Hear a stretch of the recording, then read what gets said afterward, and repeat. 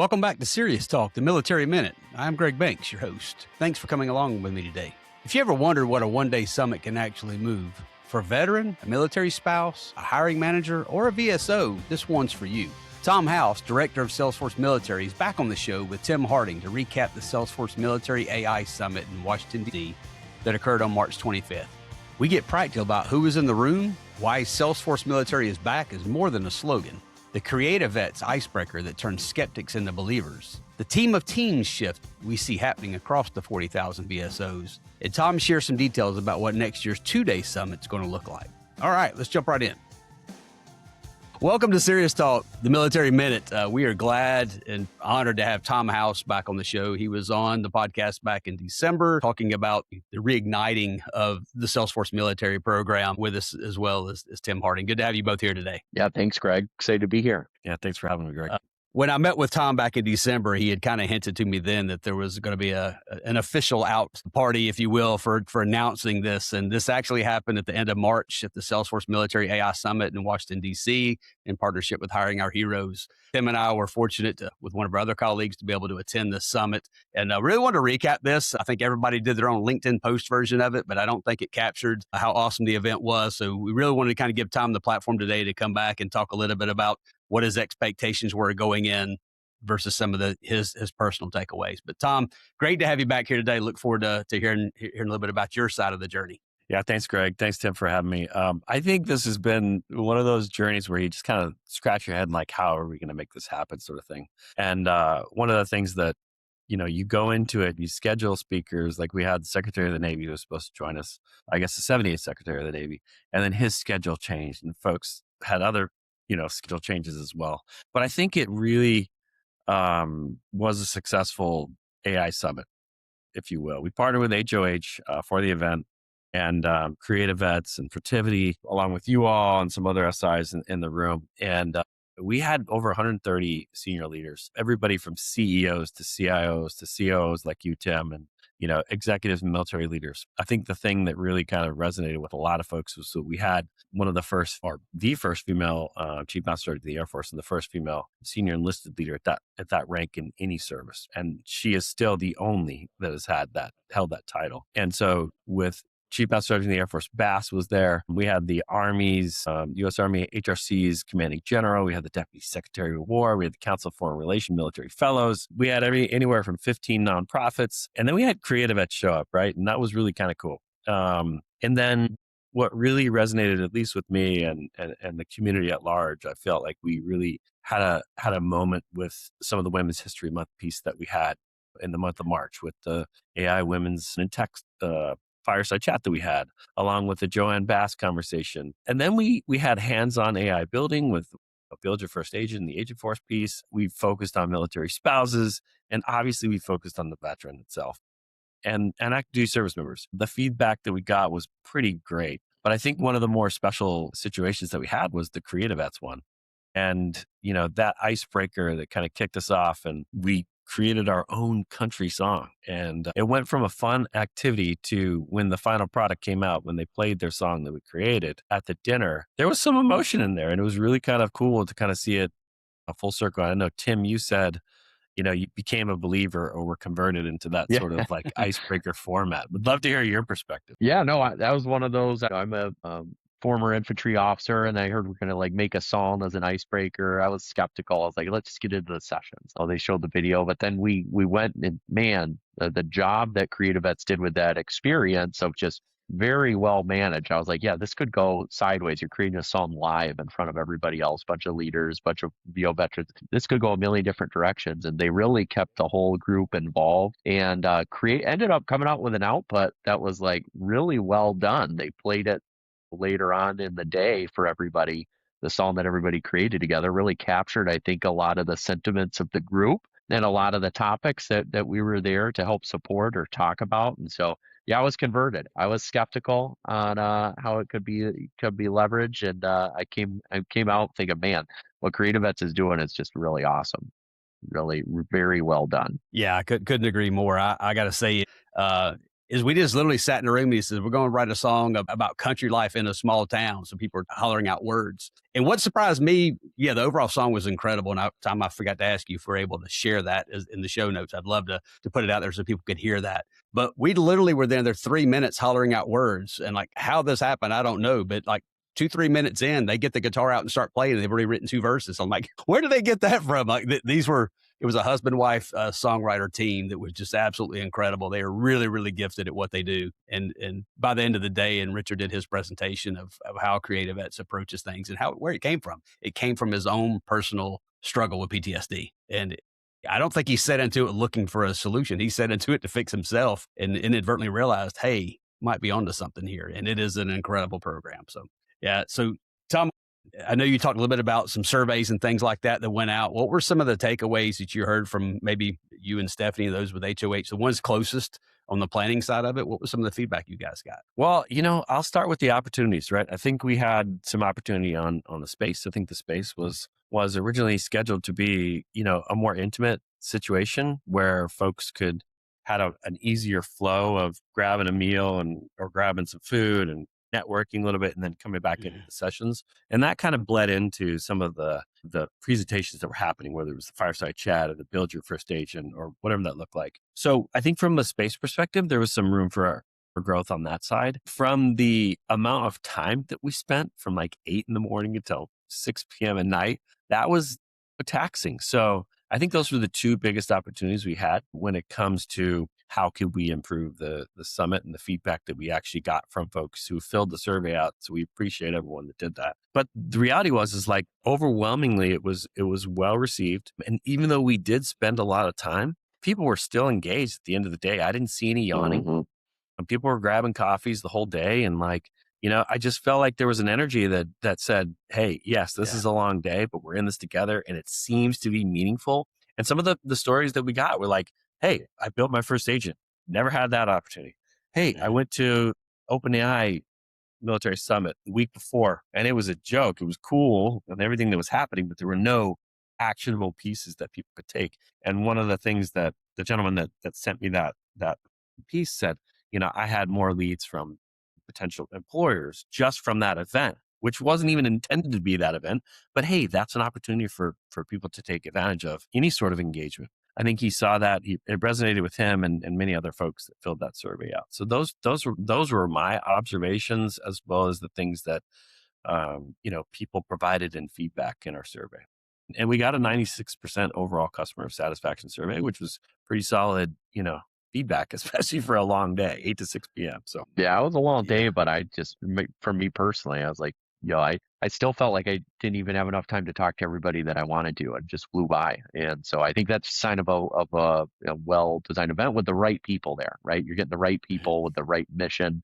They had a lot in common to talk about, common missions to kind of align on. And so you had a lot of conversation going back and forth, which at the end of the day is one of the main purposes of having a summit, right? Taking advantage of that in-person experience for people to get that networking, that conversation, that direct contact that, you don't always get every day throughout the year. So that was awesome. Yeah, I think the highlight, there was a couple of things going on in town, right? That was Women's History Month, which Tom mentioned. There was military spouses there. There was a lot of high-ranking females in the room as well. But there's also the Salesforce Agentic AI World Tour that went on the next day. So a lot of us got to see one another, got to continue some of those conversations. Tim and I talked a good bit during the time there, but again, on the way back. But I just wanted to give Tim an opportunity to kind of talk about some of his takeaways, some highlights of either people he met or sessions he attended. I'll do the same after that. Yeah. So Tim, why don't you highlight it? No, absolutely. I think there was kind of 4 things that really stood out for me. And first is Salesforce Military's back. They back with a vengeance. It was a great event.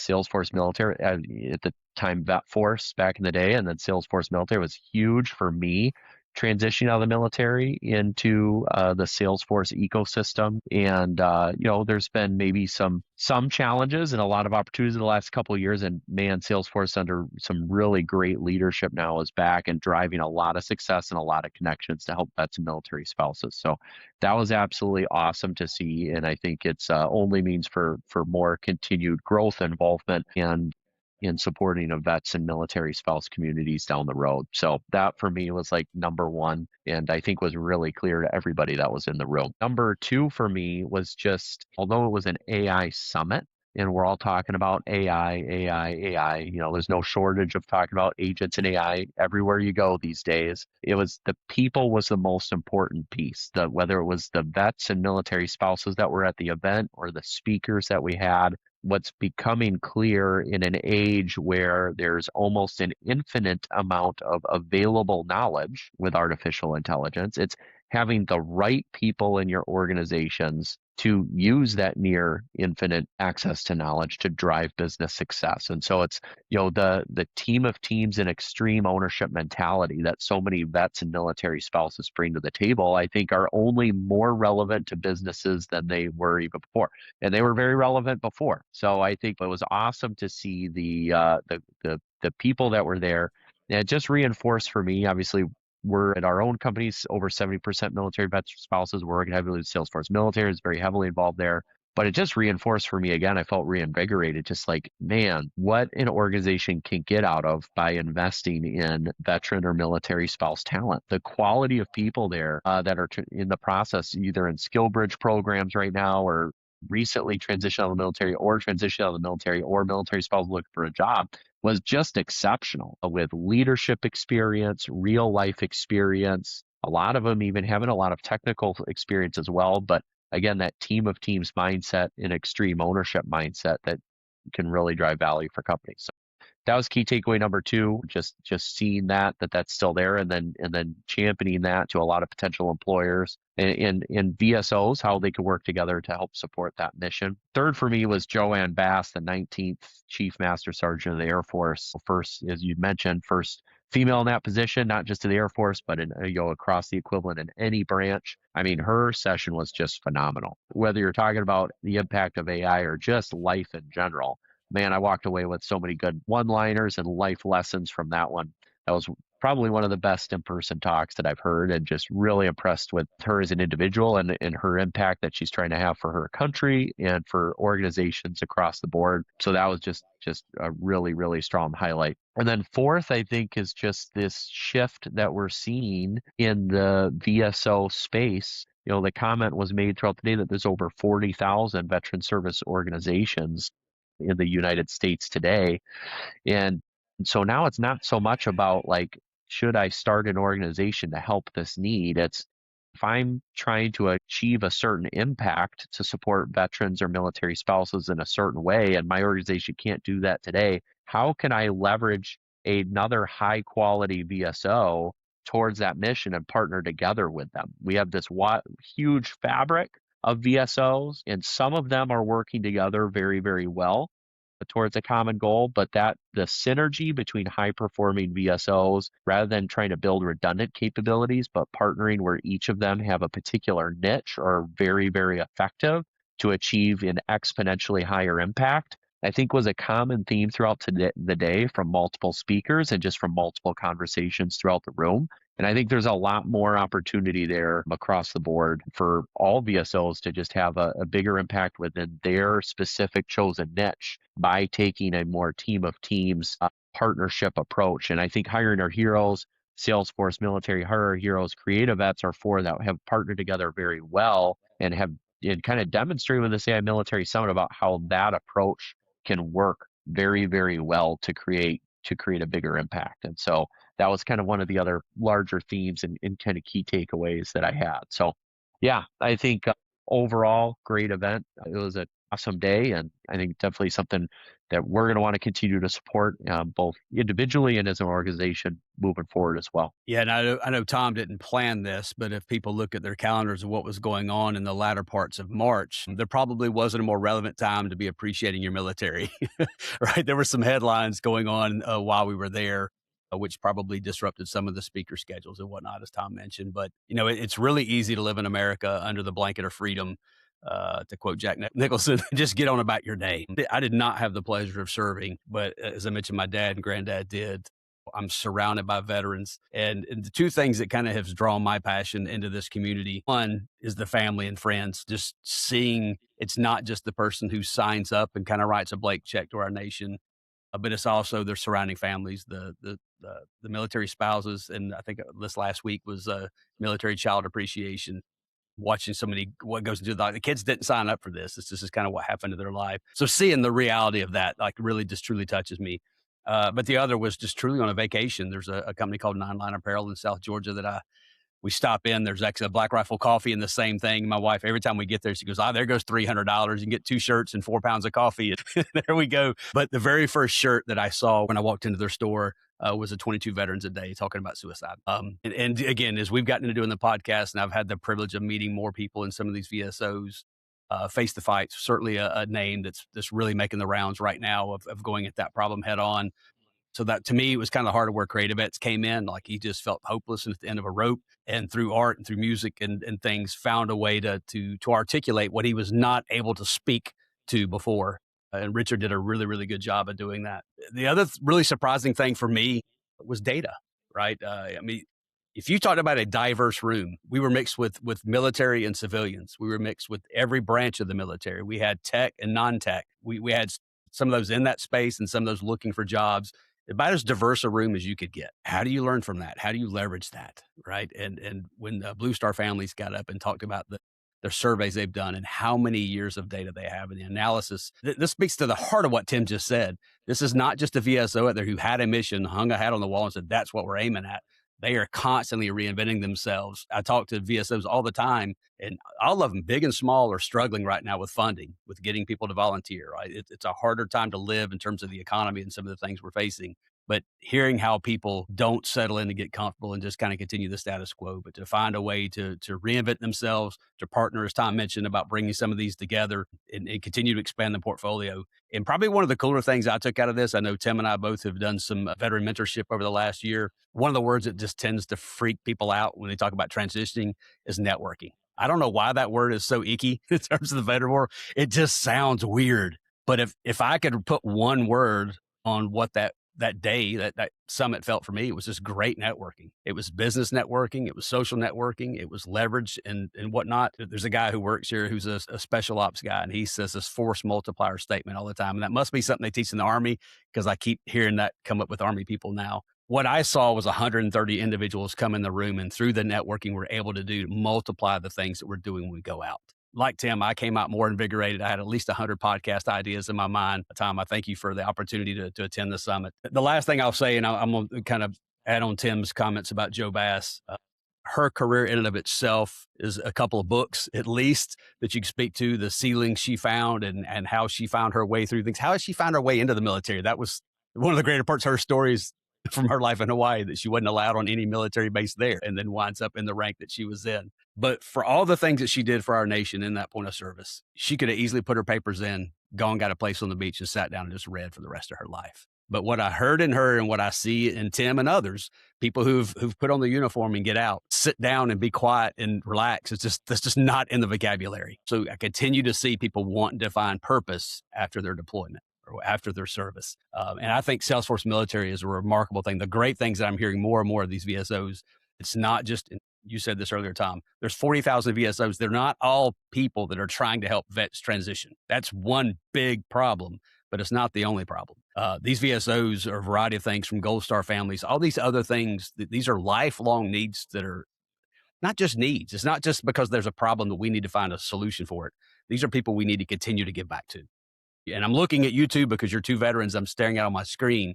We need to continue to give back to you guys. And from those who didn't serve, I just want to wrap up my part of this by saying thank you. It's not just for the opportunity to do the podcast and tell the story, but to have a chance to extend my family's love and support to the military is an honor that I get to wake up and do this every day. Tom, we're barely off the heels of this thing. Like, I don't think you've probably had a chance to exhale from that summit, but as soon as I reached out about doing a follow-up, let's talk about next year. So I know that will very much be a thing in flux up until the day before it starts. But what are some things on the horizon for you as you think about doing the summit next year? Yeah, no, thanks, Greg. I want to go back to a couple of points that you made. And this was, for the audience that listens, I didn't pay you to say this. Like, nope. 3 of our core principles are AI future-ready workforce, networking, and mentorship.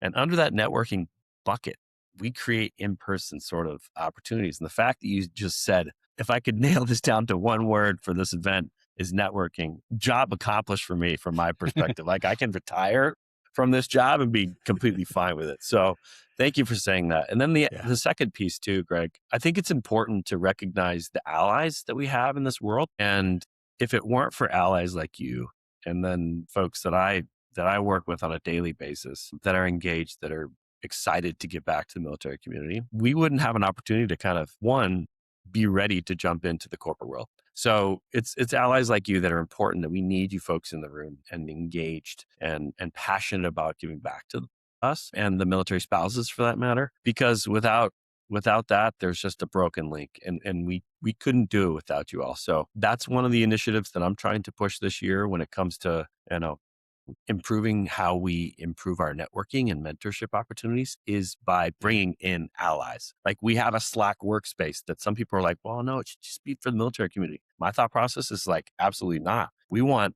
hiring managers that aren't military veterans in that working space to see our collaboration, to see how we can lead, to see how we can translate things. Because if I'm being honest, like, I don't know how your journey was, Tim, but like when I made the transition out of the military, my resume was not demilitarized at all. So like I needed those little, hey, what's a FOB, or what's a ROE, or what's a AOR, or you fill in the blank, acronym out there. And so Absolutely. it's so critical. So all that to say, like, you're where you are, and we need folks like you. As far as where we're going next year on the summit, I think with everything that was great with the summit, it was a really long day, but I think there was a lot of energy, and I think there was a lot of like, positivity. And thanks for saying that we're back, Tim, because that's music to my ears. Another thing that I didn't pay you to say. So I appreciate that feedback. So we're looking to do it 2 days. Really, we're looking to do a 2-day summit leading up to World Tour City. We have Monday, Tuesday, and then the World Tour Wednesday or Thursday, whatever that looks like. The first day is going to be tactical. We want to like get down to what Salesforce is, because there's so many veterans, military spouses that don't really know what Salesforce is. So we'll hit on fundamentals. We'll do some how-tos for transition. We'll talk about career readiness. We'll talk about those demilitarizing those resumes and bringing in the allies for those sorts of playbooks or breakout sessions that we can kind of create for the ecosystem. And then how do you break into the ecosystem? If you can't get into Salesforce, that's fine. There are so many other organizations that are doing God's work and Salesforce's work, like Sirius. And so plenty of opportunity to kind of carry on that story for everybody that attends that thing. That would be day one. The second day would be, hey, we're bringing that all together, and you did all this great work at day one. Let's hear from the luminaries that have made that transition, like the Joanne Basses, like I've got a master chief buddy of mine who's doing, executive career coaching. And then bring in the officers as well. So like, I think what really resonated with some folks was the enlisted side. I think one person got up and said during the actual summit, she said, this is the first time I've ever seen a senior enlisted leader highlighted in the event. I mean, it's pretty easy to highlight Joanne Bass when she's there, right? But like the reality is like, we haven't done that in the past. I think it's important to hear from the luminaries on both sides of the coin, whether you're officer or enlisted. I get to dance on both sides of the Mustang, right? 10-year enlisted, 15 as supply officer. So like, I have that lens, and I think it's important to kind of talk about that. So that's kind of what we're looking at for next year. I haven't designed the speaker lineup. I haven't designed the content, but that's just kind of where my mind goes right now. So I got to come up with something bigger than what we did this year. So. Good luck with that. It's an exciting time. It probably wouldn't do you good to plan right now, because so much could change between now and next year. But it occurred to me just a few minutes ago that you've not quite been in this chair for a year yet. I remember somebody connecting us saying you're the new director of Salesforce Military, and you and I connected and talked through some things, and your excitement is contagious, and it certainly has fed into my passion to do what I'm doing. But man, if there's any one thing that I want people to walk away from is, if you have a chance to attend this next year, be on the lookout. This is a great thing, and it's worth the time to go and do. Secondly, don't wait until then, right? Again, not somebody who served, but sitting in the chair where I sit. Every single person has something to offer. You can send $10 to your preferred VSO. You can sign up to be a mentor or a coach. And that looks all kinds of things. There are companies who have year-long mentorships that you basically have one-hour conversation a month, right? That's not a huge time commitment. There's some, if you say, hey, I'm only available once a quarter, great. Maybe you take a day and you go and speak to some veterans or mil spouses on that journey. There's a lot of ways every person can give back. And I just would want to challenge people as you sit there listening to this. Hopefully you're excited. You're picking up on the passion that to Tom's point, is not paid advertisement. Like, this is truly in our hearts of who we are. I want to challenge people to go away and find a way to do something. Really, really exciting to meet the people I got to meet and hear all the things that are going on. Get involved, make a difference. It's what makes us better as a country. I was just grateful to be in our nation's capital. I hadn't been there since Reagan was president. To see the cherry blossoms, to see the flags, to see the veterans, and be wrapped up with you guys was a true privilege of mine. So, Tom, I appreciate your time today. Thank you for what you did. You know, Tim and I are here. We're looking forward to everything Salesforce is doing, not just the summit, but just grateful to have this partnership with you and allow us to force multiply our efforts. So stay in contact. When there's other things coming on the horizon, let us know. We'll be sure to put the word out, okay? Yeah, thank you, Greg, and thank you, Tim. All the best, gentlemen. Thanks a lot. Absolutely. Thank you. Thanks for listening to Serious Talk, the Military Minute. Tom, thank you for the work you and the Salesforce Military team are doing to put the program back on the map, for partnering with Hiring Our Heroes and 𝗏𝗏𝗄𝑚 vets to make something this thoughtful happen, and for keeping networking and mentorship at the center of what matters the most. Tim, thank you for naming the truth that Salesforce Military is back. That line will land for a lot of people who needed to hear it. Here's my ask. If you're a veteran or a military spouse, get on the Salesforce Military radar today before the next summit. The show notes will have a link on how to do this. If you're a hiring manager or an ally without a uniform, do exactly what Tom called out. Get into the room, bring the resume translation, and make the connection that nobody else is going to make for you. If you're running a VSO, ask yourself, which other VSO could you partner with to maximize your impact? To every veteran and military spouse listening today, thank you. The networks you're walking into are stronger because you are walking into them. Sincere thank you to Jason Fowler for Mystery Road. Reach out anytime at serioustalk@serioussolutions.com. Until next time, march forward, reach back and bring somebody with you. Make an impact today.